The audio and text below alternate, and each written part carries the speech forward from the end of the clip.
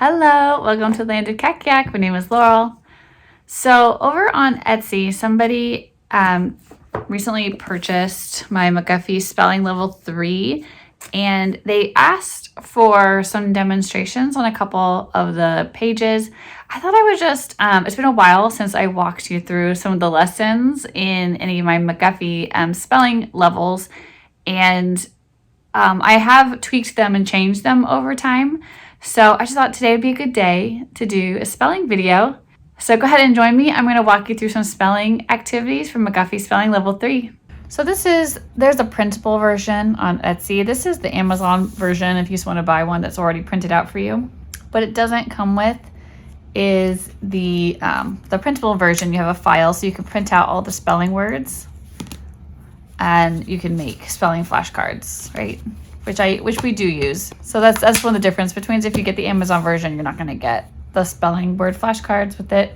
So I switched over. William is using this. He's in 4th grade. He started last year. So let's just acquaint ourselves with the program. There are spelling lists. Now I did go through and pull those words that I made the spelling lists from McGuffey's Eclectic Spelling Book, the revised edition. And so there are 29, and then there's the lesson 30 says make your own review list of words you missed on test days. So just for people who purchased level 3, let me give you a cheat code here. These words sometimes were pulled from the same, like I made multiple lists out of the same lesson, like in the McGuffey spelling book. So lesson 1 is from McGuffey lesson 15. Lesson 2 also from lesson 15. Lessons 3, 4, and 5 are from lesson 16. My lessons 6, 7, 8, 9, and 10 are all from lesson 17. Lessons 11, 12, 13 are all from lesson 18 in the McGuffey spelling book. My lesson 14 and 15 and 16 are from lesson 19 in the spelling book. Lessons 17, 18, 19, and 20 are from, and also 21 are from lesson 20 in the spelling book. Lessons 22, 23, 24 are from lesson 21. Lessons 25, 26, 27, 28, and 29 are from lessons 22 in the McGuffey spelling book. Let me just show you how they look in, the spelling book. And I just kind of mark like where we are for each kid.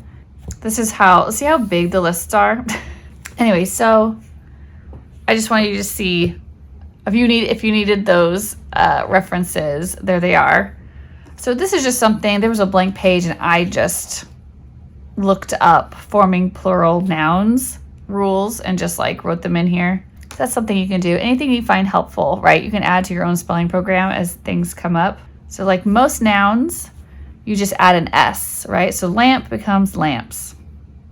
Scythe becomes scythes.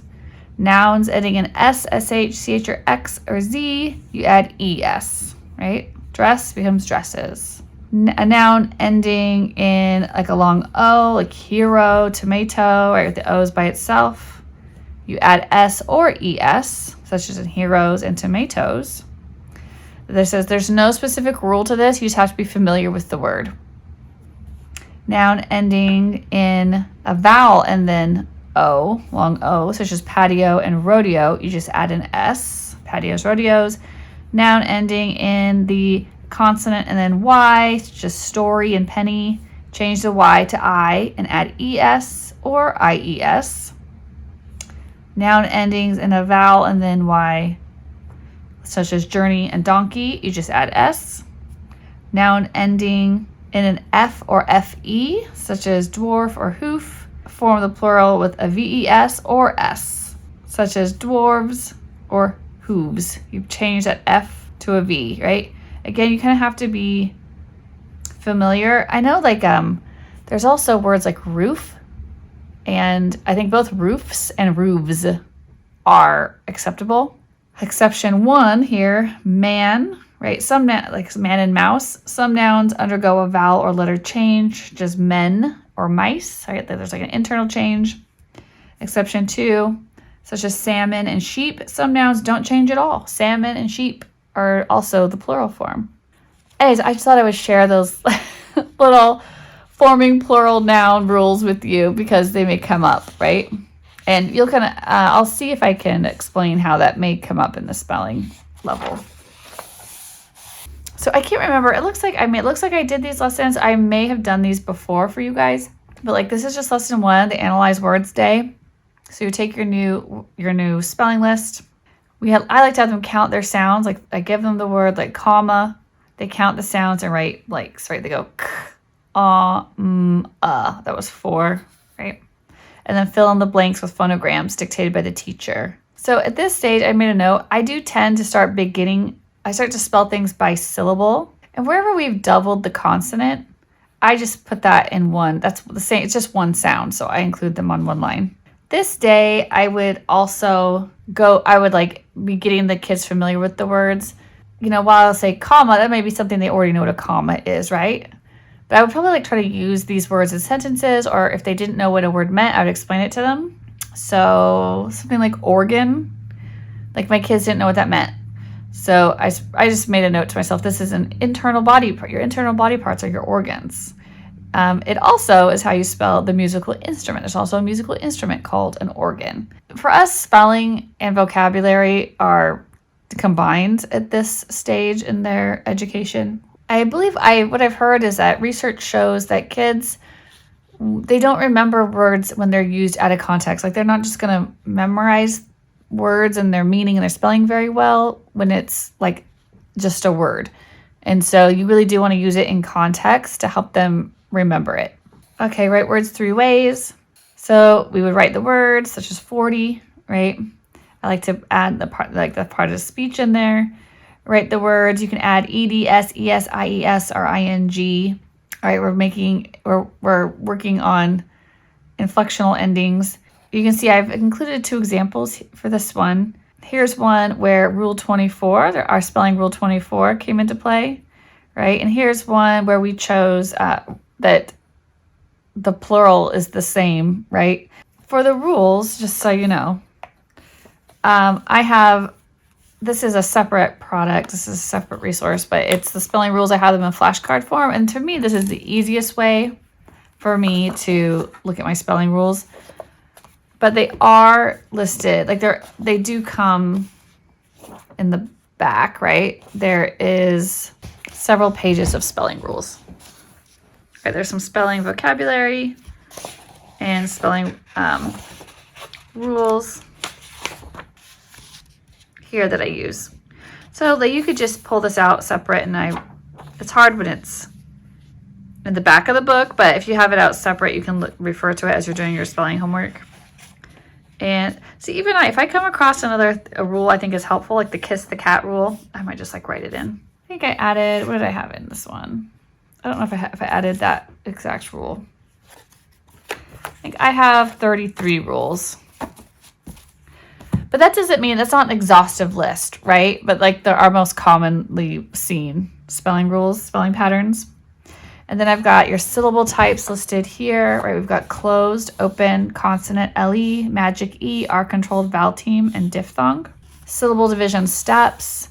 I think this is on the page itself, but it's here also. Syllable division patterns. So VCCV is vowel, consonant, consonant, vowel, right? Here's some more syllable division patterns. And here's some things that you don't divide when you're dividing syllables, right? For the most part. I think I added vowel team. I added in UE. This is William's homework. He's actually working on this one. See, this is how I do it. I print it out. I use this as our bookmark. And we use it all the time as we're working. And every once in a while, I have a word that I might do something, that I might do the internal change or something I might just notice. Like if we had the word, mouse, I might say, let's, because S and ES, IES, right? Those are plural versions, ways to convert your word to a plural. But if I have a word that has one of those, internal changes instead, then I would teach my child that at that time. Be like, actually, we don't say, do we say mouses? No, we say mice. And so that's what I would have them right? Okay, this word work. This one's pretty easy enough. Okay, so alphabetize your words. I like to have them use the flashcards to do that. It's easier for them to move the cards around until they get them into alphabetical order. Look them up in a dictionary and define them. Note the part of speech.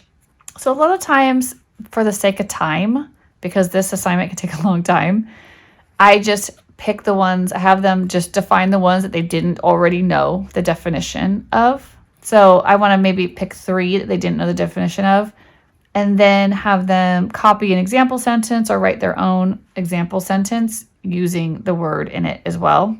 You can have them write it out in write them a word list in alphabetical order too if you want, but you don't have to. You could just use the flashcards. Okay, so pattern sort. So pattern sorts, it says step 1 is to write words in columns, right? Write it in a column, labeled by spelling rules. I said skipping lines. I should have skipped lines. I forgot on my own. It makes it easier to write things in. But this is how we do the pattern sort. So we write out our word list, and then I just have them go literally through every single one of their like 33 or whatever spelling rules. And this way they're like constantly reviewing them, right? But mostly I'm just going through the rules and just seeing if anything matches up. Okay, syllable division.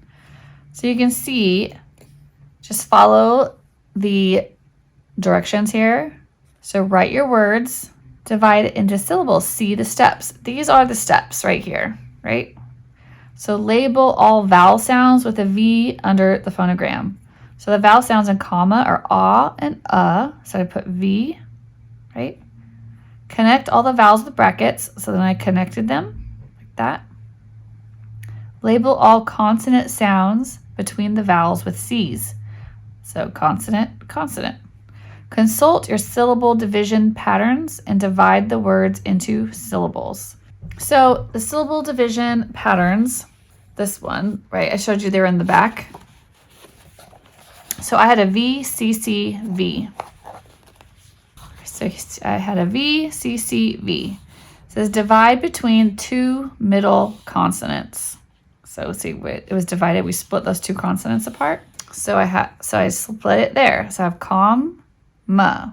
And I like to check, and you can remember this resource. I mean, I bought a hard copy off of Amazon. This is pretty cheap. I think I paid like $6 for it, but this is available for free. The McGuffey's Eclectic Spelling Book, the revised edition. There's free PDF versions of this. I'll try to find you one and link it in the description box. I would just check, right? I found it here. I'm just checking. I confirm that we're dividing it in the right spot. So they just put a space between the 2 syllables, ma, right? And this apostrophe is showing which syllable is accented. So there's more emphasis on the first syllable and comma. We say comma, we don't say comma. So yeah, we always check it here because every once in a while words are tricky. There are some division patterns that you could split it in more than one place. And it really just depends on the word and how it's pronounced. And so sometimes you do have to check, like VCV. You can have a VCV closed or a VCV open. So cabin, the split became between the consonant and the second vowel. But a VCV open, we had an open vowel. This A is long, like A. Then you're going to separate the syllables. They separate after the vowel and before the consonant. You can't always tell just by looking if it's VCV. You have to ask yourself, is this an open vowel or not? You know what open vowel is, right? An open vowel, so like, let's say the word he, there's no consonant closing off that vowel to make it like a CVC word where the vowel would be short. Like the word hem, right? Now we have a consonant vowel consonant, which we know the CVC pattern gives us a short vowel. But yeah, if it's just he, it's just a vowel and there's nothing closing it off. So it is long, typically, saying its name, he. That's why this says he, not he. And this says hem and not him. it's because if it's being closed off by a consonant or not. The second, I stick another consonant on there, like hen, like an N, it becomes hen now, right? Right, so these are closed. He is open. Does that make sense? All right, so you've consulted the division, syllable division patterns and divided it into their syllables. Now read the word syllable by syllable to make sure you divided correctly. If so, mark all diacritics applicable, including the accent. So, comma, yeah, this has a CVC pattern to it. It's going to be a short vowel. And we put the accent mark over it. Again, I would rely on this. I would be double checking. I would actually probably at this step be consulting this, and because kids might be mispronouncing words. Like we might even be mispronouncing. This will actually have the correct, like where the correct syllable division is and where the correct accent is. I like to go to this to make sure that we're actually reading it correctly. And then label each syllable type. So syllable types, like I said, we went over them at the beginning, these 7 syllable types, right? So we have, COM, this is closed. This is actually open, right? There's nothing, even though it says comma, right? It's an sound. Maybe is that a schwa? Let me see. Yeah. Yeah, it's kind of like an it's like a schwa sound. Like it's not pronounced very it's not enunciated. It's kind of and that's an open, there's nothing closing it. Dogged, closed and closed. Doctor, closed, and this is an RC's R controlled. It's got that OR, R controlled vowel in there. So that's an R controlled syllable. Same with copper, closed and R controlled. Fodder, closed, R controlled. Foster, closed, R controlled. Closed, R controlled. Try to see, is there anything else? 40 are controlled and open. And then in morning, that's R controlled for the first syllable, and then ing. I just call that a unit. Ing, an ing is like its own little unit. Okay, word pyramids, these are pretty self-evident. So you can do them like letter by letter, like C, CO, COM, COMM, COMMA, or you can do them, sometimes I do these syllable by syllable, I might go dog, dogged. I think that's fine too. Just whatever you feel is like better going to help your kid remember how to spell a word and like why it's spelled that way. And then of course just the test. You're going to run into all types of interesting things as you're studying your spelling words. You're going to run into words like most, which is an irregular spelling. You're like, why does it spell that way? I don't know, but there's a couple of them, right? It doesn't say most. It looks like most, right? It should be like the word lost. But like most and post are spelled with this OST with a long O. And the more times they do it, like the easier it gets, right? This one had a bunch of spelling rules in it. So you'll just learn things like as you come across them. You'll learn that ost is a closed syllable exception, like ost, ild, eind, olt, and old. These all have long vowels and they're called closed syllable exceptions. Oh, I did say rewrite words with syllables written in different colors. Here's one where I actually did. Sometimes like you just have spent enough time. You don't have to like do every single thing. But here's one I did. Humor, juror, tumor, stupor, tutors. Yeah, lucid. So we did go back and I did write them in different colors for this one so you can see what they look like. So definitely there's some days in this spelling program go a lot faster than other days. For us, the word work day, it takes the longest because I let him do that on his own, but it takes him a while to like alphabetize all his words and get them in the right, I got them in the right order. And then, I will pick out usually 3 for him and tell him which ones to look up, write down the definition. And if there's like an example sentence in the dictionary, just copy their example sentence, or he can write one if he thinks he can do it himself, or I will even give him one. If he's like, I can't think of one, I'll just tell him a quick sentence. It doesn't take that long. Okay, I was gonna find a blank page. Let's do lesson 5. Let's do those two together. Okay, pattern sort. Write the words labeled by spelling rules. Use skipping lines. All right, so lesson 5.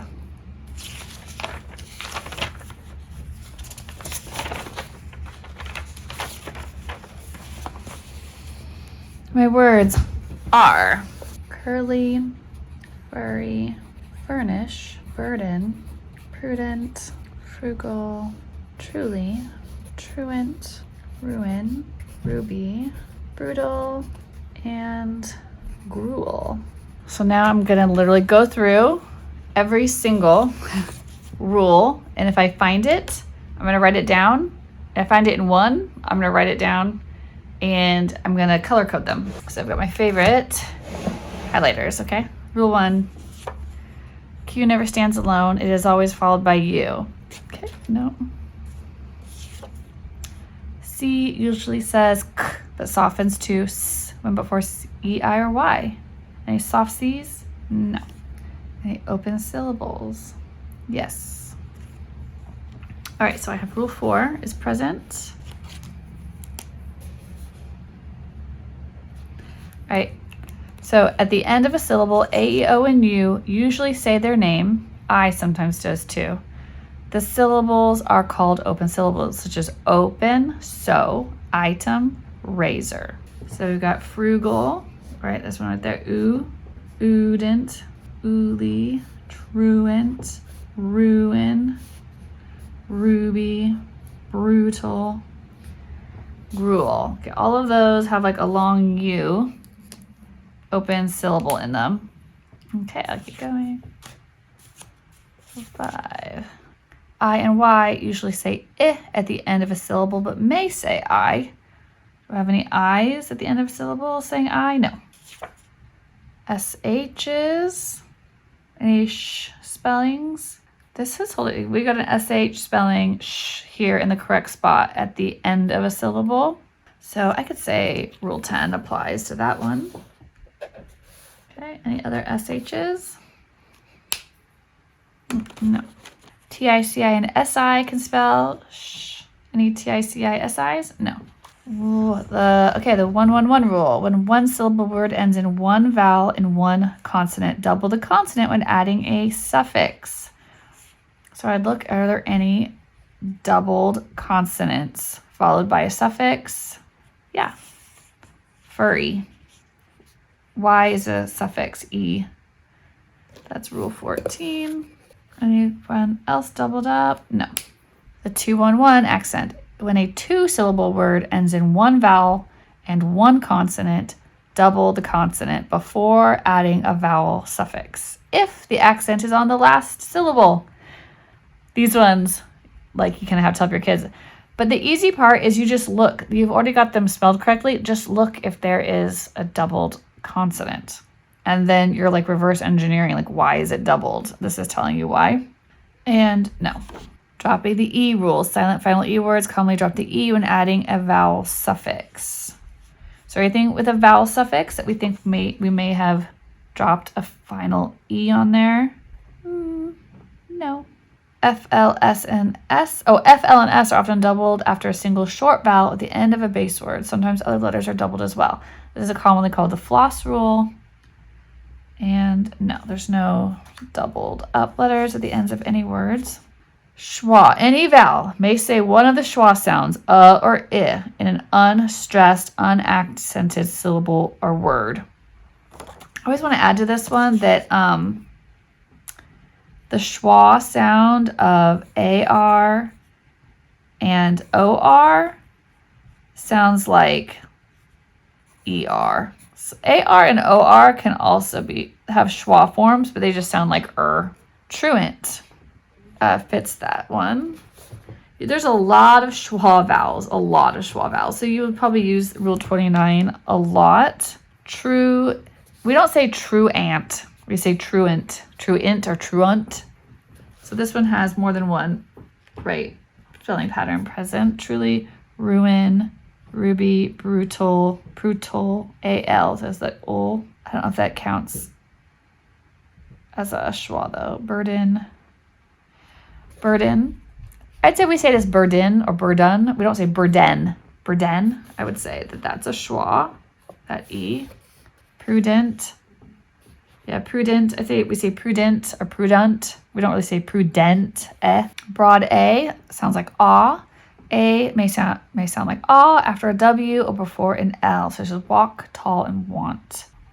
I'd say frugal. See, that one's catching me. That one's being weird to me.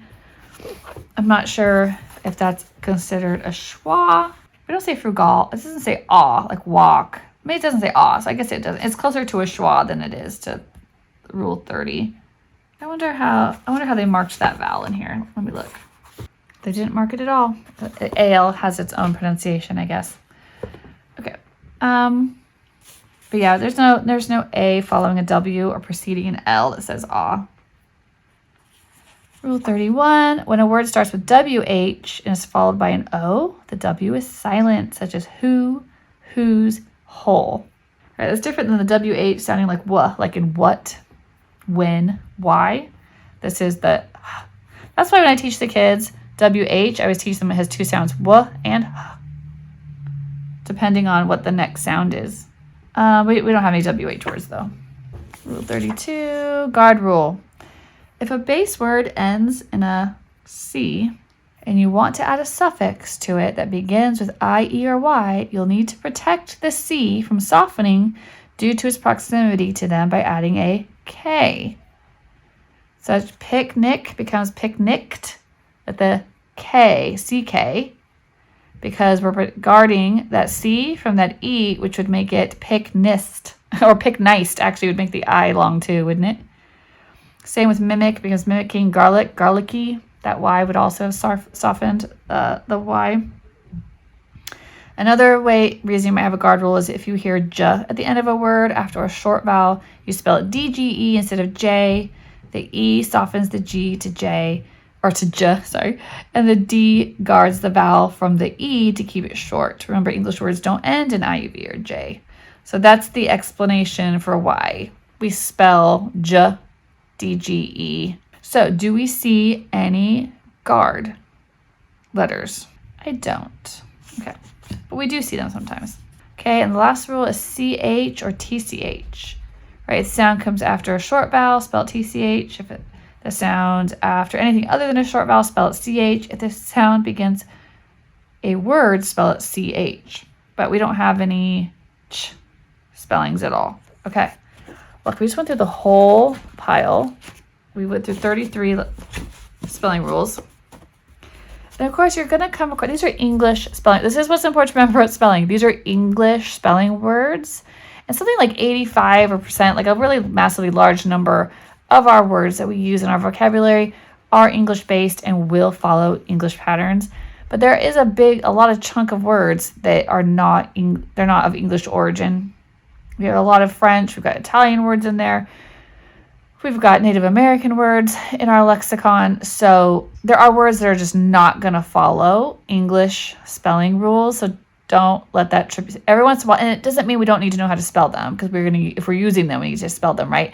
But you will sometimes come across them, and we just have to remember, it's not that English is a horrible language. It's just that what we call English is actually English plus a bunch of stuff like snowballed in from all the times England was, invaded by the Normans and all types of immigration and trading of languages back and forth, which is actually cool and a cool reflection of of the history of people and of mankind.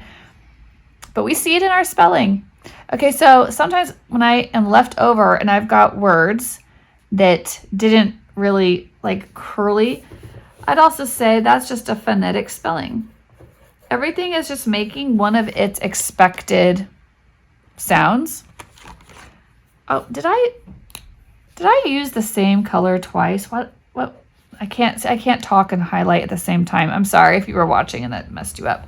So k, that's a normal sound for C. UR says ly, and Y. E is one of its normal sounds, right? Remember, Y is one of those fun ones that has 4 sounds, like yeah, is its only consonant sound, but it also has I, and E that it spells. So that's actually a normal sound. Nothing else is like making it. It's just that's one of its normal sounds that it can make. It can represent. I can't believe I did that. Now I can't tell what I did wrong. So something should have been a different color. What was rule 29? Now I'm like annoyed and want to fix it. Schwa vowels. Oh, I said burden, right? I said there was a schwa vowel in there. Prudent was a schwa vowel. Truant was a schwa vowel. There we go. You can even go in, like, as you're doing this, you can be like, yeah, that was the schwa, that was the schwa, that was the schwa, right? You could be making, like, this was the long U sound, oo, and this was there's a short I, ru, in, because this is actually an open syllable, so that's why it's long, and in is actually a closed syllable. It's being closed off by that consonant, and that's why it's short. It makes sense, right? But you're going to do syllable division on the very next page. So that's my process for pattern sorts. I'll do a syllable division for you really quick. Let's do curly. Curly, right? So label all your vowel sounds with a V, and you can teach them like the clap curly, right? You may have already taught them that. But the truth is syllables are each like unit, they're units of speech that have one vowel sound in them. So we have UR, right? We have K, is an R controlled vowel, E. We have 4 sounds here. UR is a vowel sound, it's an R controlled vowel, you can feel the at the beginning, but the R bends that It's probably funny if you heard us in our spelling lessons, all the funny sounds we make trying to draw out the vowel sounds. And then E, right? That Y is making the E. So I've got 2 vowel sounds. So I know I'm going to have 2 syllables, right? Obviously, words like race, let's see, that E is silent. So there's only 1 vowel sound. So just because it's an E, it's not a vowel. It's making no sound, so it can't be a vowel, right? It's there for a different purpose. It's just there. In this case, it's just there to soften that C. And to make that E long. It's got a different purpose. It's not representing a sound. It's there for spelling purposes. Okay, back to curly. So I've connected it, then I'm going to connect all the vowels with brackets. Okay, label all consonant sounds between the vowels with C's. Right, there's only 1. So I've got a VCV pattern here. Consult your syllable division patterns and divide the word into syllables. So remember, VCV is one of the ones. VCVs are either cut here or here, right? It depends on the word. It depends on if this is an open syllable, this would be closed, right? So if this is long, you're going to cut it here. If it's short, you're going to cut it after the consonant. So I have curl E, curly, right? This is an easier one because it also is this is a base word and this is a suffix. This suffix, right, this has meaning to it. So adding the suffix Y usually changes a noun into an adjective. So it literally means like full of or having like the characteristics or the qualities of a curl, right? So curl is a noun, curly is an adjective, saying that something has the characteristics of a curl. What do they say? What are the 3 parts of spelling, right? There are right, phonics, right? The individual sounds, like the individual, like smallest units of sounds we make. There's phonics, there's morphology, and there's etymology. So this is like having to do with sounds, right? Sounds. Morphology has to do with meanings, right? This is inflectional endings, like affixes, stuff like that. And etymology has to do with the history or the origin of the word. We're trying to kind of get, in this spelling program, we're like getting at those 3, that trifecta, spelling trifecta, right? Okay, so read the word syllable by syllable to make sure you've divided correctly. If so, mark all diacritics applicable, including the accent. So curly, so if I read it just like this, curl, yeah. E, yeah. Curly. And the accent is over the first syllable. And if I wasn't sure, I would just check in here and I would just learn what was correct. And then label each syllable type. So this has an R controlled vowel, so I would write, RC. And E, I'm sorry, this is a suffix. This program is meant to take the words apart, put them back together, transform them through adding alternate endings to words. And there's a lot of reverse engineering, like I said. Like we already have the correct spelling of the word. Why is it spelled that way? Like let's go to the spelling patterns, right? And then we also, on the flip side, when we're like writing our sentences, like on the word work day, they can use alternate forms of the word. So they may be transforming frugal to frugality if they wanted to use it that way, right? But you'd have to probably, you might want to make sure you're spelling it right and refer to your spelling rules. So I hope that was helpful. Let me know down below if it was, or if you'd like to see a different level or more lessons. I'd be happy to do more lessons with you. Bye.